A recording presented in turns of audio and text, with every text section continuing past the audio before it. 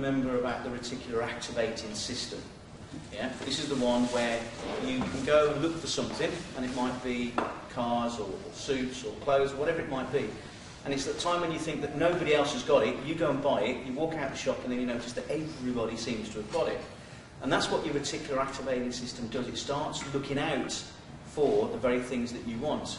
So when we start looking at some of these, then if this is the first time this morning that you've actually written these down, then up until now you haven't been looking for them, for the opportunities to be created for, creating a better life for, acting intelligently towards the world, being the best at, helping people to understand construction. If this is not a conscious thought and moving it in our heads all of the time, then our reticular activating system isn't looking out for it. Which means that if it's not looking out for it, then actually what it's also then not doing is that it's not setting the compass, it's not setting the direction that we need to go in.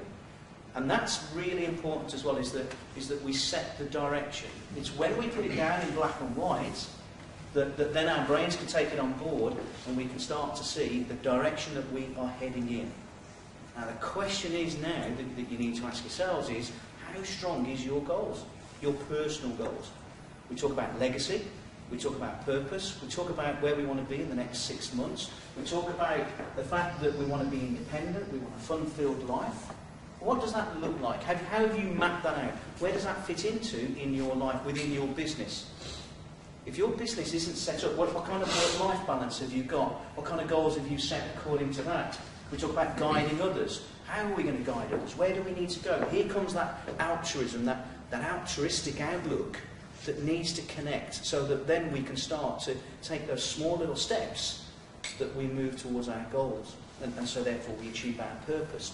And that then means that then the money side of it starts to flow as well at the same time. Who wants to be rich?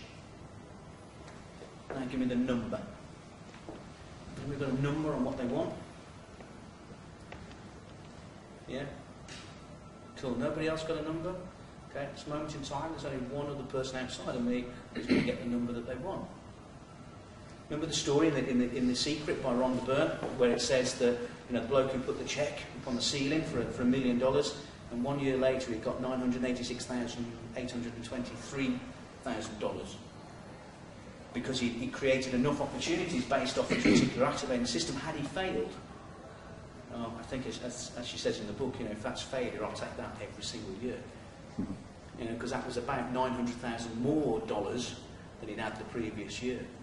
And that was because he got very, very clear on his purpose, he got very clear on his vision, he got very clear on the goals that needed to be set. So it's those kind of things. Now ask yourself the question, why will you not put a number on it? And the reason that half the time, if I go through on the experience that I've had, people will not put a number on it. One, because they don't believe that they can achieve it. Two, don't believe that they're worth it. Three, they go, well, what's the point in doing it anyway? Because it's all claptrap. That's cool. If you want to sit and go with it's claptrap, then to you, yeah, that's what it is. If you want to believe that you're not worth it, that's fine, go ahead and do that. But always remembering that equally, when we're on this planet, that to actually disannul somebody else's desire is counterproductive and pretty useless. And that's something else that I see, is that what we do as individuals sometimes is that we'll put onto somebody else our own inabilities. We don't want anybody else to be successful, because if they're successful, then that makes us question our own lives. And that's what we need to be really careful about what we're doing. So is it okay that this morning that we agree that wherever we get the opportunity, we're going to support each other?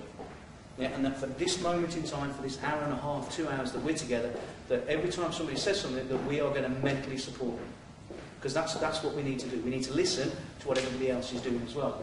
That's called setting the goal. Now I've set the goal for you. It's there. So are we all in agreement that we're going to support each other? That's the goal from this morning. Yeah? Great.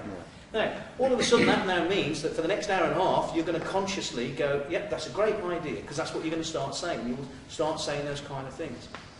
Because the goal has been set. So it's really important that each day when we set a goal, there's the question. How many goals have you set today so far?